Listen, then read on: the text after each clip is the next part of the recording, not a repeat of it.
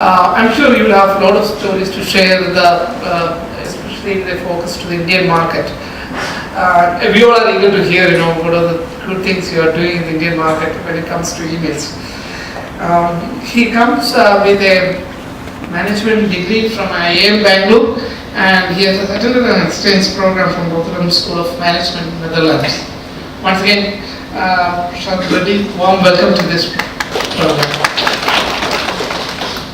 Sahil Chopra. Sahil is the co-founder of iCubes. No need of further detailed introductions about Sahil. We have been journeying together for the last 5 years, and iCubes is a 5-year-old company.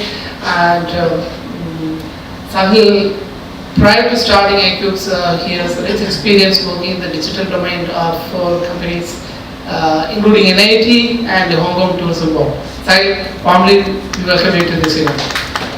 So with this note, friends, let me quickly run into the session. About the creative thing, so in LimeRoad we have an in-house creative team, we manage the creative and we know what kind of creative and what kind of product we should send to the customer.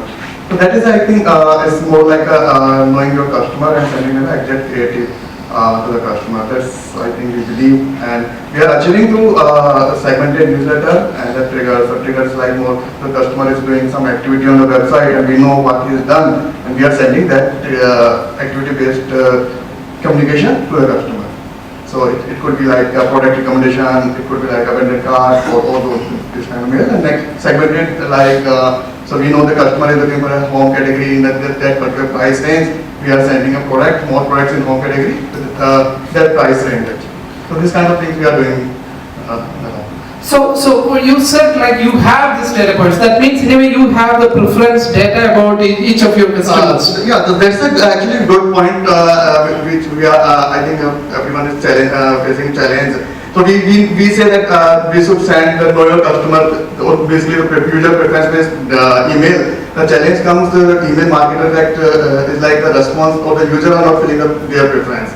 So I personally believe that we should always bring up explicit and implicit data points from the user side.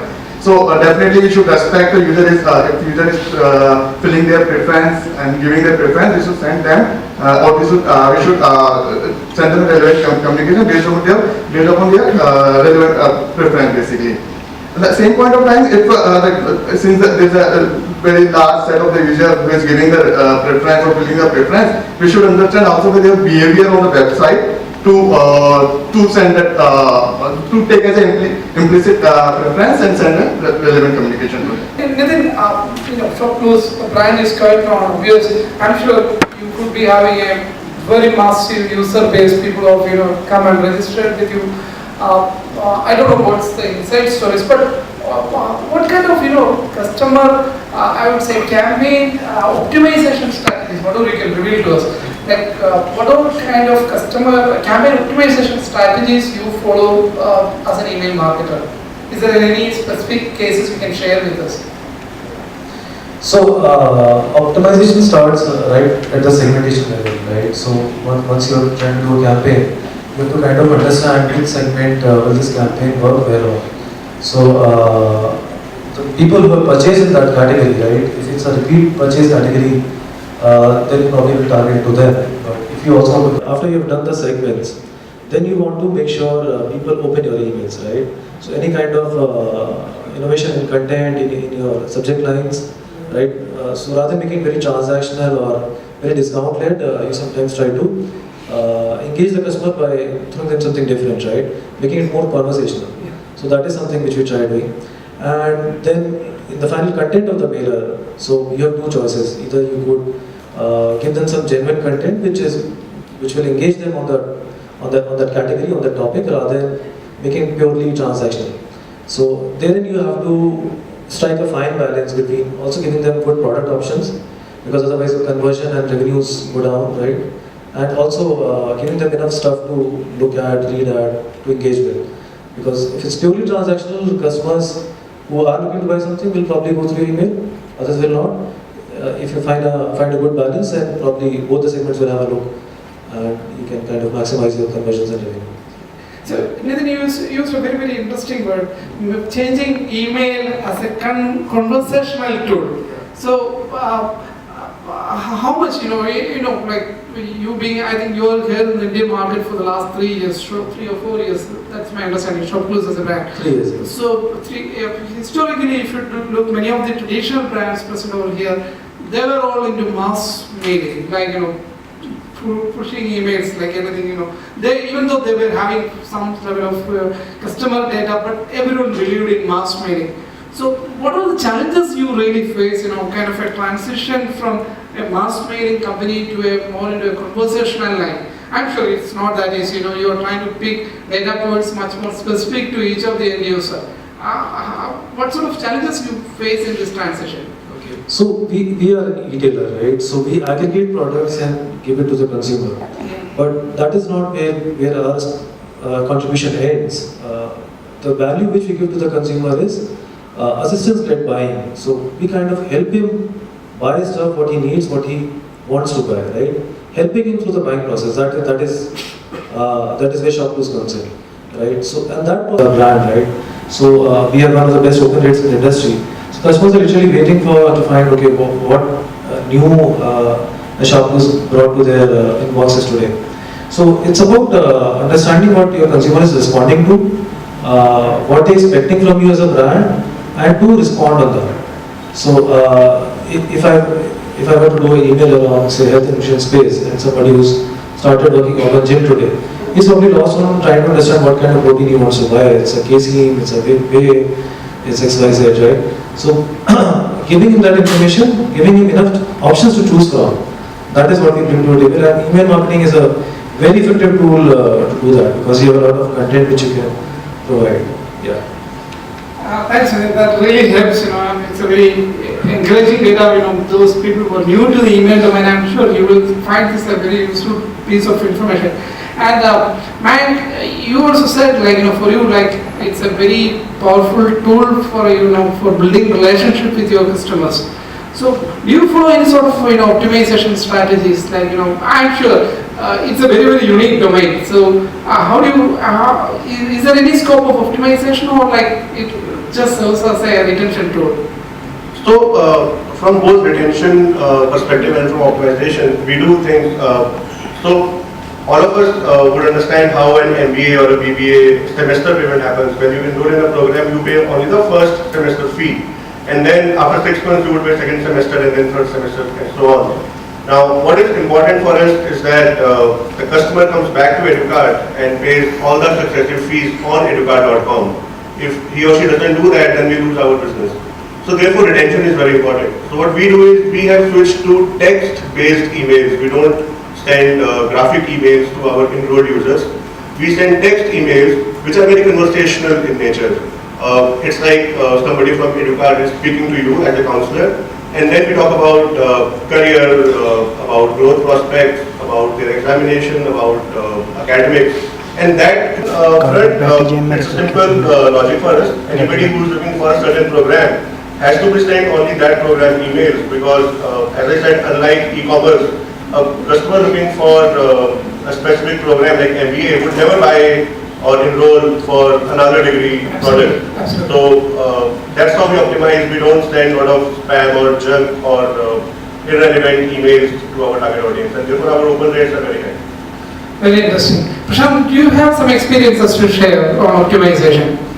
So, in terms of optimization, I agree with this point that offbeat communications do work very well. Like when everyone else is speaking about end of season sale, you can speak about either wedding collection or adventure special, completely different emails, which work really well in terms of open click rates. So that's one. And in terms of optimization,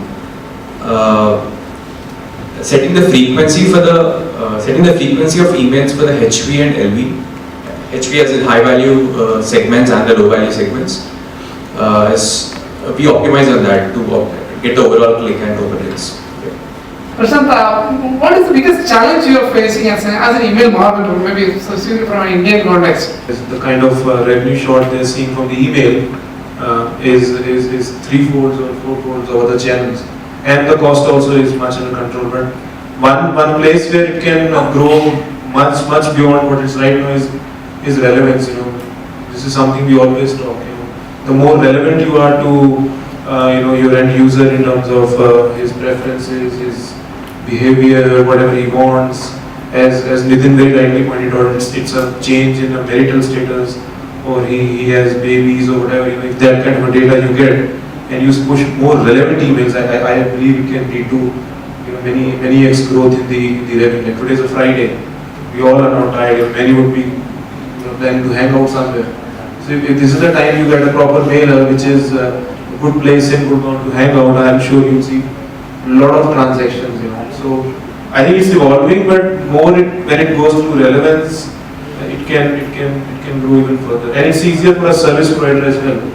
When the customer is also focusing on more relevant, you get more engagement, so you have less deliverability issues. So from a service provider angle, also going in the relevant direction really helps everyone, and the user also. The user also benefits. So the future sticks with those guys. The other one is the disruptive innovations by the emails service providers like Gmail. We need to keep abreast of all these and evolve accordingly. So these two are important. Mike, what's your thought on this? I think tackling the moving to spam is one of the challenges which we face. Deliverability. So that is one of the challenges which we face. And second, which will definitely reduce with our growth, is the opt-in databases. So where people subscribe to Educard and then become opt-in emails. So these are the two challenges which we face. Abhishek, your thoughts? So getting a data point for the user base, based on current behavior, and feedback that data for the email market, email communication. Nidhi, what do you think about this? So I'll say relevancy and personalization. These are my top two priorities in email marketing. We're sitting on a mine of data, right? Online business is very good that way because you capture every data point, every journey point of the customer. But how to use the data constructively, I think everyone is in a stage of evolution. So that is something which we want to do quickly. Another thing about email marketing is because the channel works so well, it gives you such good ROI, marketeers kind of tend to focus less on email marketing because you're not burning huge spends. So in terms of maximizing your spends, your attention, Benefit which email can get. Maybe there's a benefit which social can also take out of email, and we pass that on. Second could be mobile. Mobile is the future and the present even.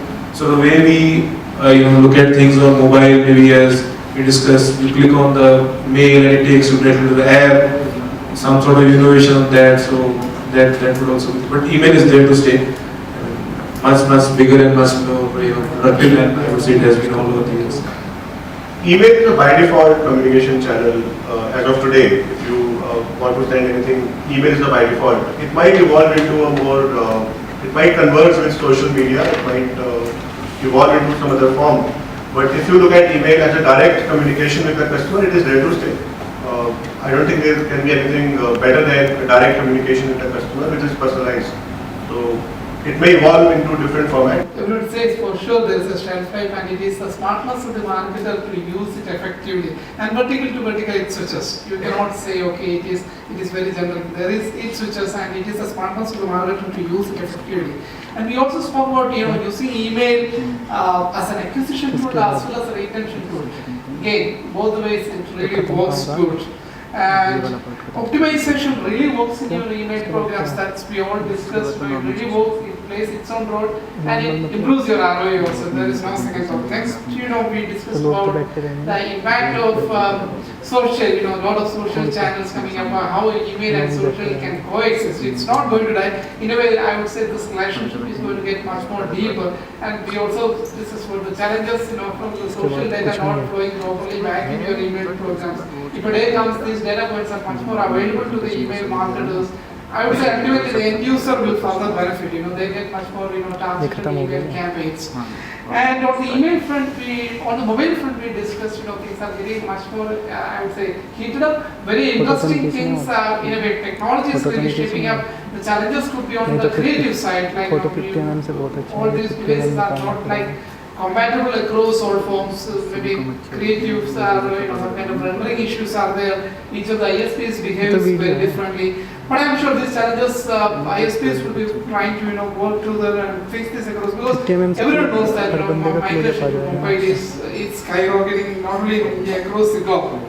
And We also discussed about the relevance of rather than being very pushy on bulk emails, getting into conversational email, and within that word you used to really, really hit, I would say it's a very interesting word.